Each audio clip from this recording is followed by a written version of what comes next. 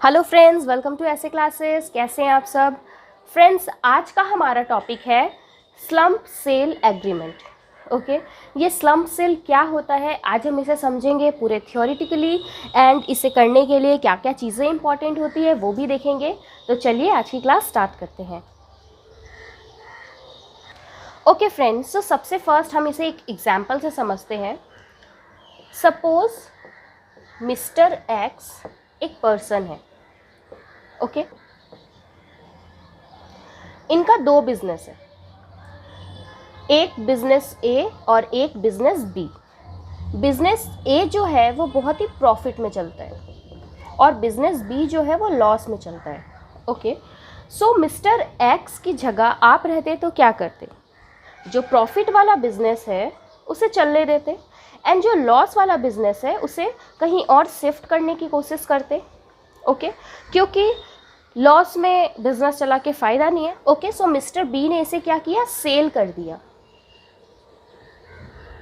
Okay, तो business जब sold किया तो बिजनेस में जो भी एसेट्स एंड लाइबिलिटीज़ थी वो सब मिक्स करके सेल करना पड़ेगा। नॉर्मल सी बात है, अगर आप कोई भी बिज़नेस सेल करते हो और उसके साथ उसमें जितने भी एसेट्स हैं, मतलब आपके जो स्टॉक है, आपको वो भी सेल करना पड़ेगा। यहाँ पे इसकी एक कंडीशन होती है कि बिज़नेस जो है वो गोइंग कंसर्न होना चाहिए। गोइंग कंसर्न का मतलब होता है बिज़नेस चल रहा हो, भले लॉस में हो लेकिन वो गोइंग कंसर्न हो, चल रहा हो। ओके, तो अगर हम कोई चलते हुए बिज़नेस को सोल्ड कर देते हैं तो मतलब उसमें जो भी एसेट्स होंगे बिज़नेस के अंदर में वो प्लस उसके जो लाइबिलिटीज़ होंगे वो दोनों चीज़ साथ में सोल्ड करेंगे। तो ऐसा बिज़नेस जो गोइंग कंसर्न में हो और जब उसके एसेट्स प्लस लाइबिलिटीज सब हम सोल्ड कर देते हैं किसी दूसरे पर्सन को, तो यहाँ पे उसे हम स्लम्प सेल कहते हैं। Okay, so friends, slump sale को हम लोग ऐसे भी कह सकते हैं कि ऐसी बिक्री जो किसी मंदी के समय पर करी जाए। अगर बिज़नेस में मंदी आ रखी है और उस समय पर अगर हम किसी बिज़नेस को सेल करते हैं तो इसे हम स्लम्प सेल कहेंगे। आई होप आपको स्लम्प सेल समझ में आया होगा। अब हम इसे थ्योरी वाइज देखते हैं कि स्लम्प सेल क्या होता है। ओके फ्रेंड्स, तो अब हम लोग थ्योरी वाइज में देखते हैं स्लम्प सेल क्या होता है। तो slump sale is a type of business acquisition. Okay friends, ये एक वाइडली टर्म है, बहुत जाना पहचाना टर्म है। बिजनेस एक्विजिशन, एक्विजिशन का मतलब हम लोगों को पता है, इसका मतलब होता है परचेज करना। ओके, तो स्लम्प सेल क्या है? बिजनेस एक्विजिशन, बिजनेस को परचेज करना। Okay, and transfer of whole और पार्ट ऑफ बिजनेस। जैसा कि हमने एग्जाम्पल में भी देखा था, मिस्टर एक्स क्या कर रहे थे? अपना पूरा एक यूनिट जो बिज़नेस का था वो ट्रांसफ़र कर रहे थे। ओके, तो हम चाहें तो पूरा बिज़नेस सेल कर सकते हैं या फिर उसका पार्ट ऑफ बिज़नेस सेल कर सकते हैं, बट सबसे बड़ी कंडीशन क्या है कि वो गोइंग कंसर्न होना चाहिए, मतलब वो बिज़नेस अभी भी चल रहा हो एंड उसके जो भी स्टॉक वगैरह होंगे वो सब कुछ हम सेल करेंगे उसके साथ ही। सिर्फ स्टॉक ही नहीं, एसेट्स प्लस लाइबिलिटीज़ दोनों।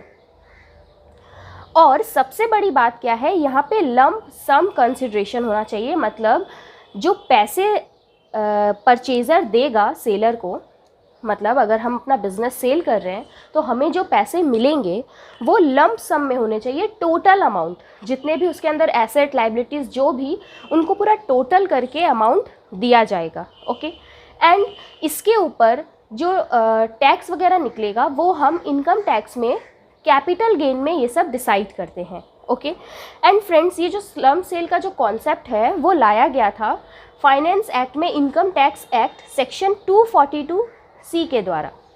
ओके, सेक्शन 2 सबसेक्शन 42C में स्लम्प सेल का इंट्रोडक्शन हुआ था।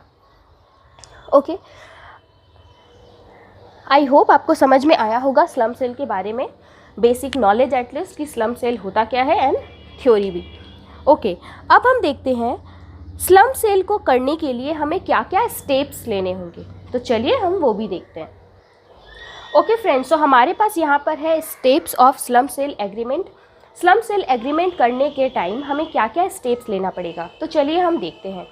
सबसे फर्स्ट स्टेप है फाइंड बायर। जो सेलर है उसे जो भी उससे रिलेटेड बायर है, मतलब उसके बिजनेस के वर्दी बायर है, वो उसे चूज़ करना पड़ेगा। इसके लिए उसे बायर्स का शॉर्ट लिस्टिंग करना पड़ेगा, है ना, एक लिस्ट बनाना पड़ेगा बायर्स को लेकर। देन एक प्राइमरी वैल्यूएशन करना पड़ेगा। प्राइमरी वैल्यूएशन का मतलब है कोई भी सेलर जो है वो सबसे फर्स्ट अपने बिजनेस का एक प्राइमरी वैल्यूएशन करे कि मुझे इतने में सेल करना है, 10 लोगों से आइडिया लेकर, तभी तो वो जो बायर होगा उसे एक बेसिक बता पाएगा कि हाँ लगभग इतने रुपए का मेरा बिजनेस का वैल्यूएशन आएगा। ओके, सबसे फर्स्ट काम है बायर खोजना। एक बार अगर बायर मिल गया तो नेक्स्ट काम है साइन MOU शीट। ये MOU शीट क्या होता है?